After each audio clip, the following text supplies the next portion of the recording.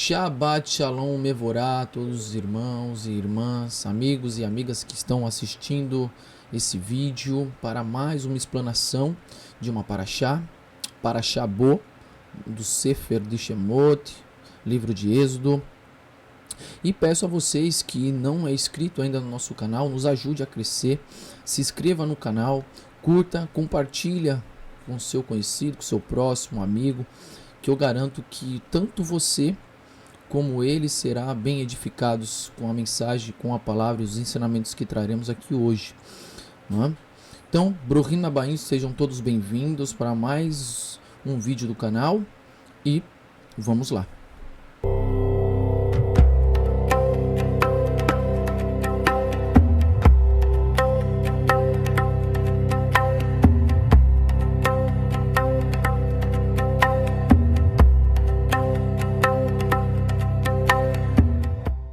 Shabbat Shalom mais uma vez a todos os irmãos.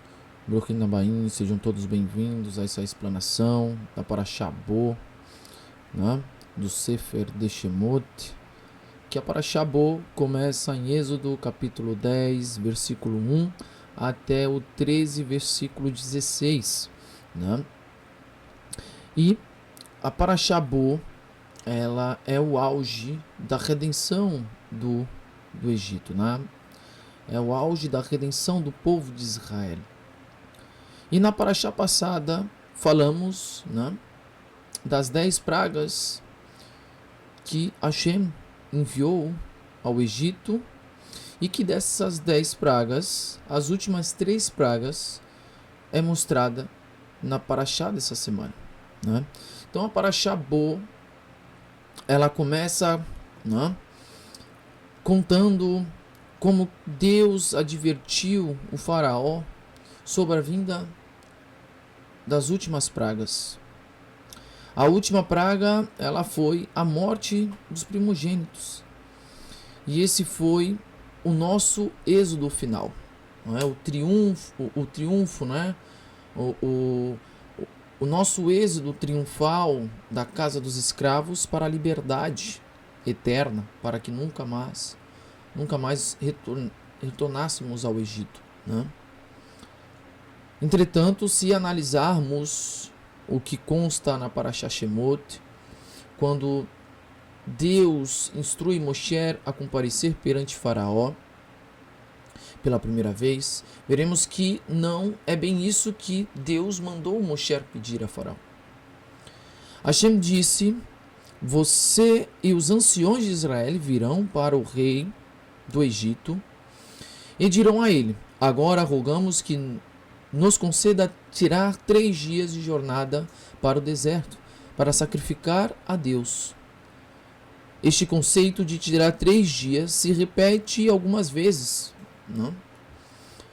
Se repete em Shemot 3:18, em Shemot 5:3 e em Shemot 8:23 na Parashá Vairá. Mas como assim 3 dias? Não? Como pedir 3 dias, né, para uma jornada? Não? É como se o povo de Israel fosse ir servir a Deus por 3 dias e depois voltar. Aí se pergunta, isso foi um truque, não, ou uma mentira? O próprio Abravanel, em Shemot, sobre Shemot 3:1, já faz essa pergunta. Não? Como que pode Deus, bendito seja, ordenar Moshe Rabbeinu a dizer em seu nome mentira e falsidade? Depois de tantos milagres e sinais de Deus, usar essa técnica era necessário para que saíssem do Egito? E é preciso explicar isso, não? Explicar o porquê disso. Não? O Maharil diz que o primeiro a fazer esta pergunta foi o próprio Moshe Rabbeinu. Quando Deus o atribuiu para a missão de tirar o povo do Egito, ele diz em Shemot 3:11: quem sou eu para que vá ao faraó e para que eu tire os filhos de Israel do Egito? O Maharil Diskin explica em suas palavras como o Senhor me manda mentir para tirar o povo do Egito. Não? Então, o Maharil Diskin explica, né, isso. E uma explicação também do Rav Yaakov Kamenetsky, de bendita memória, em seu livro Emet LaYaakov, que o decreto do exílio no Egito já tinha sido avisado a Avraham no Brit Ben Abetarim, no pacto entre as partes. Lá foi determinado 400 anos de exílio. No final das contas, o povo de Israel ficou no Egito só por 210 anos. No pacto entre as partes, nós vemos na Parashá que Avraham, ele entrou numa profunda escuridão. E nossos sábios explicam que ele entrou nessa escuridão justamente porque ele viu o povo, viu a sua descendência, viu o povo de Israel entrando nesse exílio.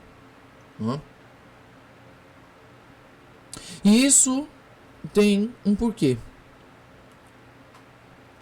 Tem um porquê. O povo de Israel ficou 210 anos só, e não os 400. O povo de Israel chegou a um nível tão baixo que não podia se demorar mais sequer um dia no Egito, pois poderia se perder na impureza de Mitzrayim, mesmo que não havia passado 400 anos. O povo de Israel se aproximou no 49º portão da impureza, e se tivesse acessado o 50º portão, Deus perderia o povo de Israel. E hoje a nação, o povo de Israel não existiria. Então, se foram 210 anos que o povo ficou no Egito, desde da descida de Yaakov e toda a sua família, quando foram ao encontro de Yosef até a saída do Egito, do exílio, o que fazer com os anos que faltaram? Então, o que vamos fazer com os anos que faltaram? Porque ficaram 210 anos. E os 400 anos que Deus havia falado? Não. Porque da descida de Yaakov, como está escrito, e as 70 almas que desceram ao Egito, quando foram ao encontro de Yosef, até a saída do Egito, do exílio, faltaram anos. E o que fazer com esses anos que faltaram? Há duas linhas para explicar isso. A primeira diz que Deus fez o sofrimento tão grande que o exílio ficou pesado. Foi tão grande que esse exílio ficou tão pesado, mas tão pesado, que os 400 anos condensaram nos 210 que eles ficaram lá de fato.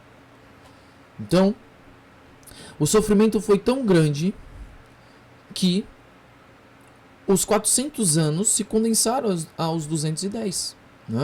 E a segunda linha, do Tzlar e outros comentaristas diz que por isso que tivemos que sair para outros exílios, para pagar essa dívida dos anos que faltaram. Então, o povo de Israel, de acordo com a linha do Tzlar e outros comentaristas, o povo de Israel peregrinaram por muito tempo, por outros exílios, para pagar os anos que faltaram. Mas também devemos entender uma coisa, que para explicar esses 400 anos, que é uma das linhas que mais usam, esses 400 anos de exílio, devemos entender que esses 400 anos começou do nascimento de Yitzhak até a saída do exílio. E os 430 anos a partir do anúncio do nascimento de Yitzhak. Então, é a linha mais utilizada. E nossos sábios também explicam que não foram 210 anos de escravidão, mas entre 90 e 130 anos. Nessa margem de 90 a 130 anos, que o povo de Israel, de fato, ficou escravo no Egito. Não é? E isso é isso que explicam também sobre quando Moshe perguntou a Deus. Quando disser aos filhos de Israel, o Deus de seus antepassados enviou-me a vocês, e eles perguntarem qual é o seu nome, o que direi a eles? E aí respondeu-lhe Deus, Irie Asher Irie, eu serei quem eu serei. Dizem nossos sábios que esse nome, né, Irie Asher Irie, é para confirmar que o Eterno disse, eu estarei com eles nesse exílio, assim como nos próximos. Alguns comentaristas explicam que Deus disse a Moshe que iria precisar repor os anos faltantes do exílio, não é? E em outros exílios. Então, Deus disse isso a Moshe, que precisaria repor esses anos faltantes. E Moshe falou a Hashem que seria melhor não dizer isso ao povo de Israel naquela hora. Né? Diz o Rav Yaakov Kamenetsky, para impedir que o povo degringolasse até o 49º portão da impureza, o plano original era sair por 3 dias, todo o povo, inclusive mulheres, né, as suas mulheres e as crianças. Né?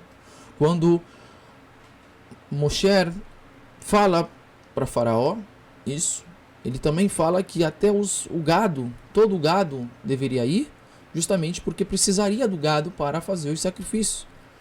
Né? Mas Faraó pede para Moshe, ali no final da porção, para que deixasse o gado, né?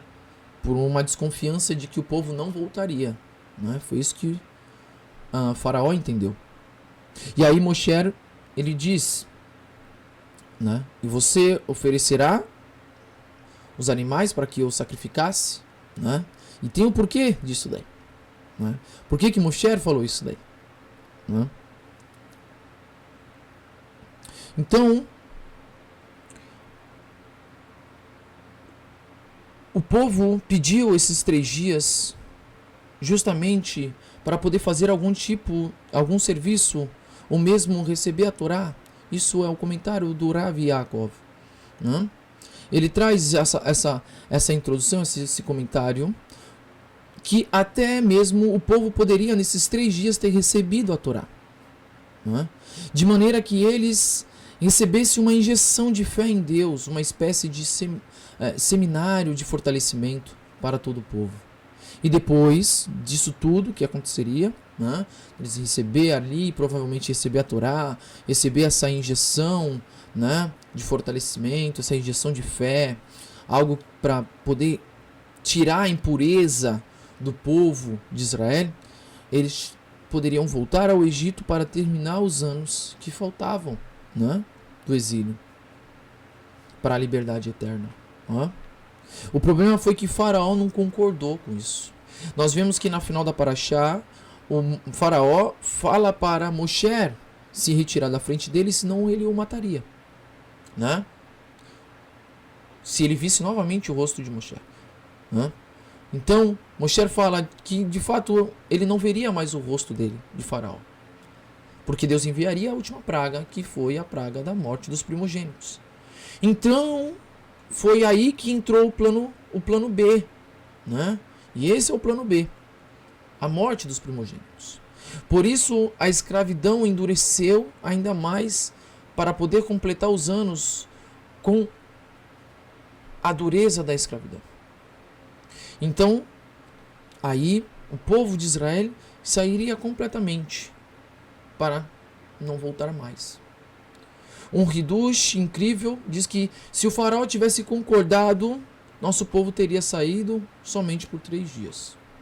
Não teria voltado, teria cumprido, né, todo o exílio no Egito, depois sairia. Né? Mas como o faraó não concordou, entrou o plano B. Né? Entrou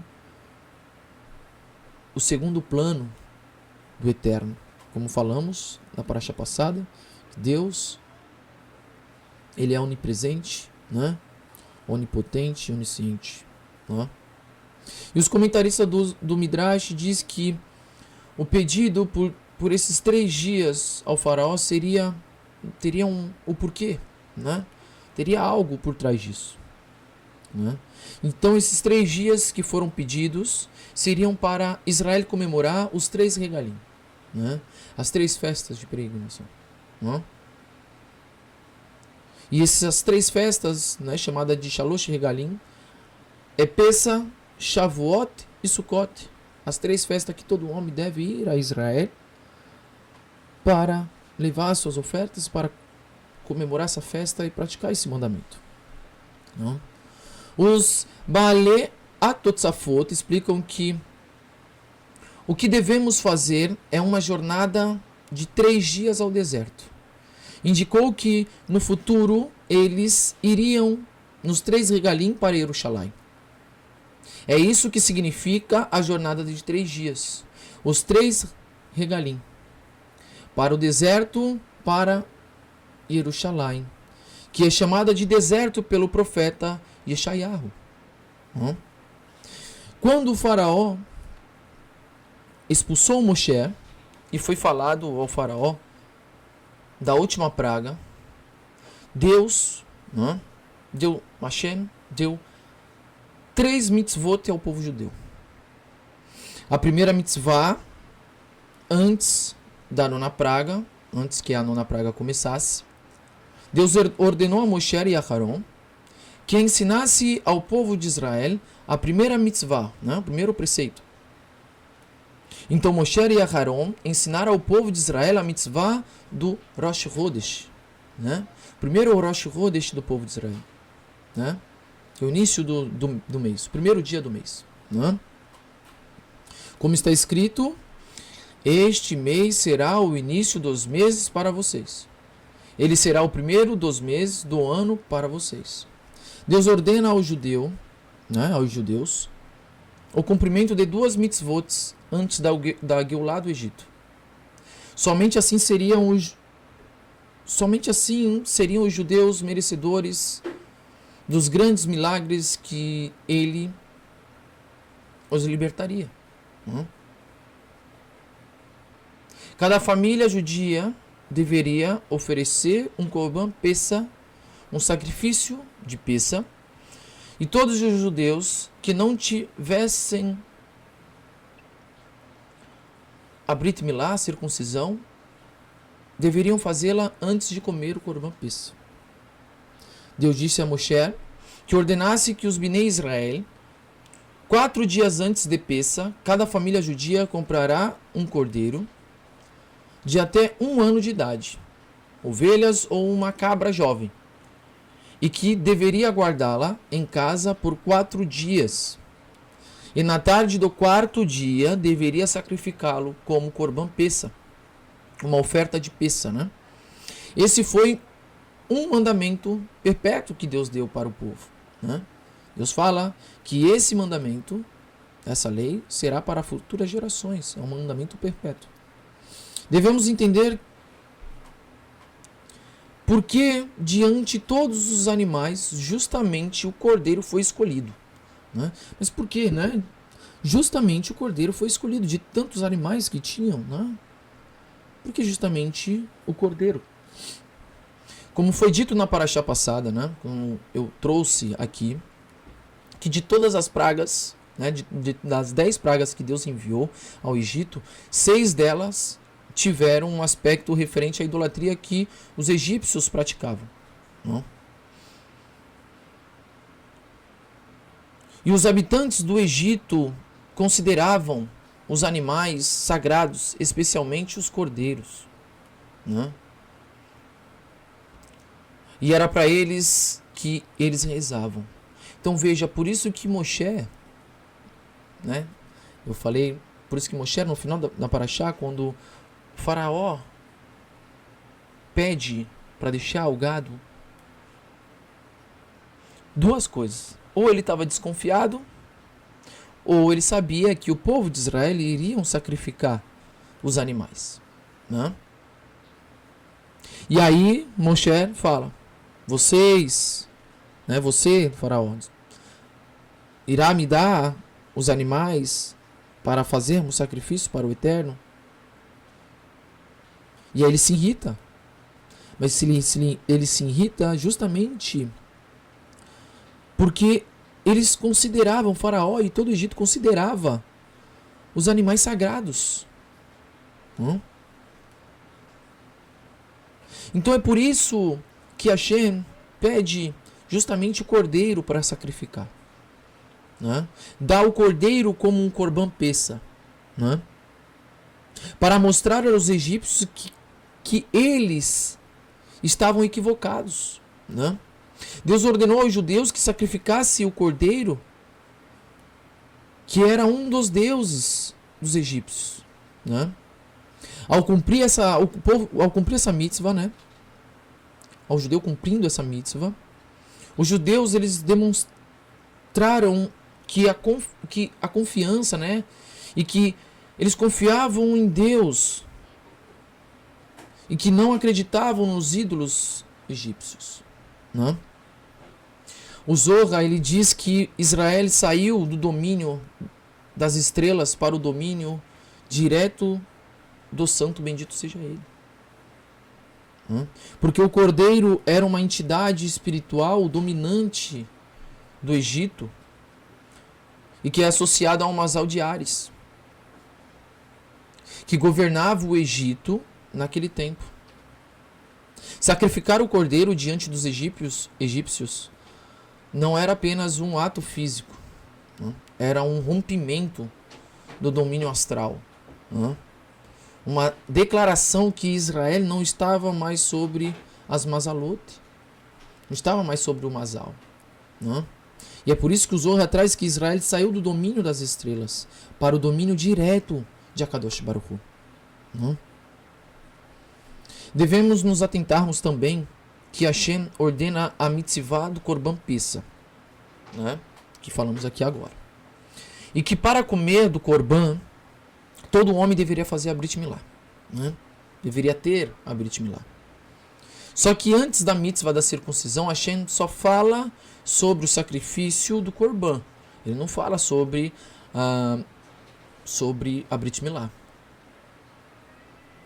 Que após o sacrifício, eles deveriam pegar o sangue e passar nos umbrais e na verga da porta das suas casas, nas quais eles comeriam o Korban. Né?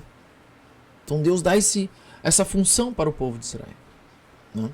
Neste caso, devemos entender que a Torá ela não está em sistema cronológico. Porque é só no final da Parashá que Hashem dá a lei do sacrifício. De que para comer o Korban deveria ser britado. Então esse sangue, o sangue que Deus manda passar nos umbrais da porta e na verga, tinha uma mistura. Não era só o sangue do cordeiro, mas era o sangue do cordeiro e o sangue do prepúcio que estavam ali misturados. E aí Deus pediu para que o povo passasse nos umbrais de sua casa, das portas de suas casas. E Hashem pede para o povo judeu pegar um maço, né, de ensopo, mergulhar e passar. Que quando Deus visse o sangue, né, quando Deus passasse para golpear o Egito e visse ali o sangue nos umbrais, como assim lhe ordenou, Deus pularia sobre ela e não permitiria que o destruidor entrasse para golpeá-los. Não? E é por isso que só o povo do Egito foi atingido. Não? Aqueles que estavam, tanto o povo do Egito, como os egípcios, como aqueles que estavam ao lado do faraó. Não? No Zohar 2, 37a, diz que quando o juízo superior desce, apenas aquele que está marcado pelo pacto é reconhecido. Então o que livrou o povo de Israel foi a fé e a obediência, porque eles estavam ligados ao Brit Milá. Eles estavam ligados ao Brit, a aliança, que haviam feito. Então essa aliança foi um ato de fé antes do milagre. Irmãos, a Brit Milá, ela não é só uma cirurgia de circuncisão.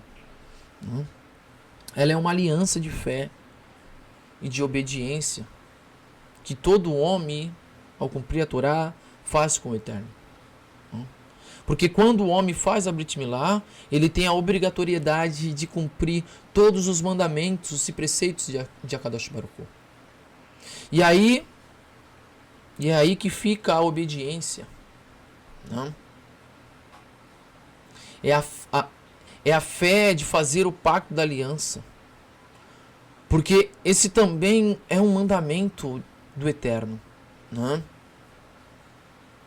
E quem teme a Deus cumpre os seus mandamentos. Então todo homem que faz a Brit Milá, todo homem que cumpre a Torá faz a Brit Milá, ele demonstra temer a Deus, ele demonstra ser obediente aos mandamentos. Porque é uma aliança direta com o Eterno que você faz. E quando você faz essa aliança, você tem a obrigatoriedade de cumprir todos os mandamentos de Hashem. Você não pode falhar em um.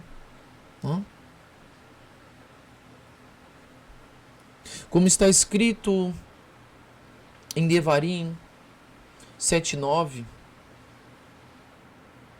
você deve saber que Hashem, seu Deus, é o Deus Todo-Poderoso, o Deus fiel que mantém o pacto e a bondade, aqueles que o amam e aqueles que guardam os seus mandamentos por 1000 gerações. Então veja, Deus, como está escrito, Ele é o Deus Todo-Poderoso, Deus fiel, que mantém o pacto e a bondade para aqueles que o amam e guardam os seus mandamentos por 1000 gerações. E é por isso que a Torá, os mandamentos, é para o nosso próprio benefício.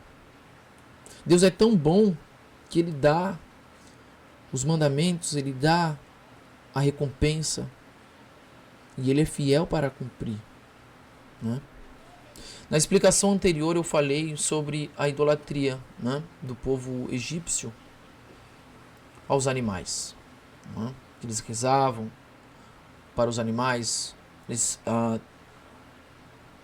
faziam os animais como deuses, como algo sagrado, rezavam os animais, faziam serviços estranhos, um Avodazará para esses animais. E especificamente ao cordeiro. Irmãos, irmãs, para nós que temos fé em Yeshua como Mashiach e temos fé que ele é o Filho de Hashem, acreditamos que ele é o Cordeiro de Deus, como o próprio Hanan Macbio, João Batista, disse ao ver Yeshua: eis o Cordeiro de Deus que tira o pecado do mundo. Então, temos esse entendimento.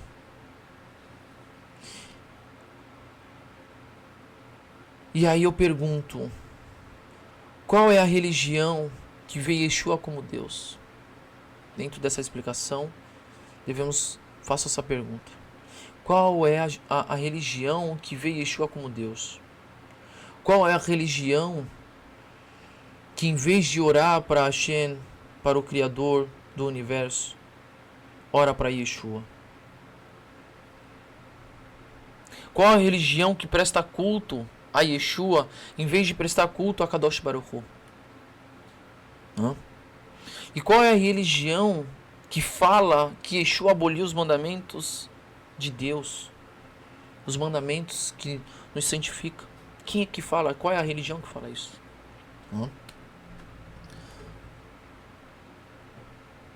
E a resposta todos nós sabemos, né? Que é o cristianismo. Que essa religião é o cristianismo. Né? E com isso entendemos que o cristianismo é o próprio Egito. E o povo que pratica a religião são os egípcios da terra. Porque eles não praticam a lei. Prestam culto ao cordeiro. E colocam o cordeiro como um Deus. E nós que saímos desse Egito espiritual, fomos tirados de lá com o braço forte por Akadosh Baruch Hu. Nós que saímos disso devemos repassar isso, né? Porque fomos tirados com o braço forte. Fomos libertados da morte através do sangue do Cordeiro, que foi passado nos umbrais da porta do nosso coração. Quando o destruidor vinha nos golpear, ele viu o sangue do Cordeiro nos umbrais do nosso coração, e então ele passava adiante. E é por isso que estamos aqui hoje, né? Cumprindo os mandamentos de Hashem, sendo obedientes a Ele, porque fomos libertados pela destra do Eterno. Fomos libertados da terra do pecado, da transgressão, da idolatria, que nos aprisionavam. Não? Fomos libertados da transgressão, saímos dessa maldição, né? Baruch Hashem por isso, Baruch Hu Baruch Shemo, porque hoje estamos aqui cumprindo a Torá. Então não há redenção sem sacrifício. Devemos nos sacrificarmos. As coisas do mundo, tem pessoas que têm fala, não vou cumprir a Torá, não quero, foi abolido, etc e tal. Vem com esses dogmas cristãos, vem com esses ensinamentos errôneos, esse sistema teológico que não saiu da boca de Yeshua, para não se sacrificar, para não abrir mão dos seus engodos, não abrir mão daquilo que pratica, né? Daquilo que pratica contra a Torá, né? Não há juízo final sem pacto. Então, para aqueles que fazem o sacrifício, também tem que fazer o pacto, porque o pacto exige a obediência em cumprir cada mandamento e preceito do Eterno. Não há escapatória, não tem como você flexibilizar a Torá. Não. Devemos cumprir a Torá de maneira correta. Não?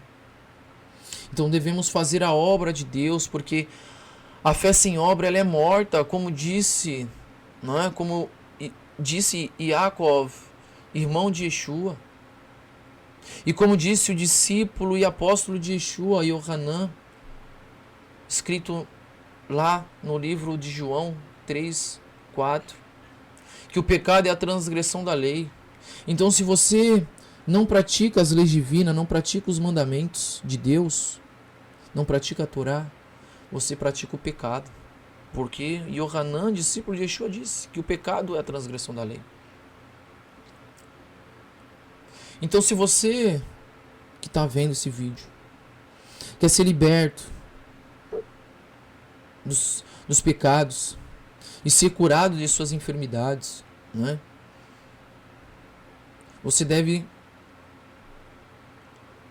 fazer o pacto com o Eterno. Fazer a Brit Alev, a Brit do coração, a circuncisão do coração. Está escrito na Parashá Ekev, Devarim 10:16. Vocês deverão circuncidar o prepúcio de seus corações. E você devem deixar de ter dura cerviz. E o que é ter dura cerviz? É deixar de ser teimoso. É deixar a teimosia, a rebeldia de lado. Então a cura virá sobre a sua vida. O Eterno disse, como também já foi repetido na Parashá passada, Que se você obedecer os seus mandamentos e guardar todos os seus estatutos,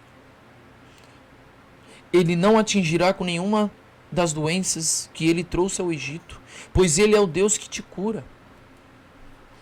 É o próprio Eterno que fala. Então não existe outro caminho, a não ser o caminho da Torá, ensinada pelo nosso Rabbeinu Yeshua HaMashiach. Praticar a Torá do Mashiach, praticar a Torá dele, porque ele mesmo falou que não aboliu nada. Não?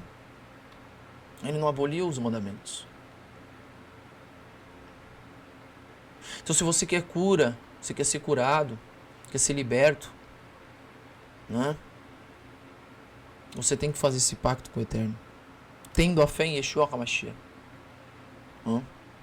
não abrindo mão disso, porque foi através dele, foi através de seu sangue, que nós fomos libertados. É por isso que estamos aqui hoje. Às vezes Deus está te chamando para uma techuvá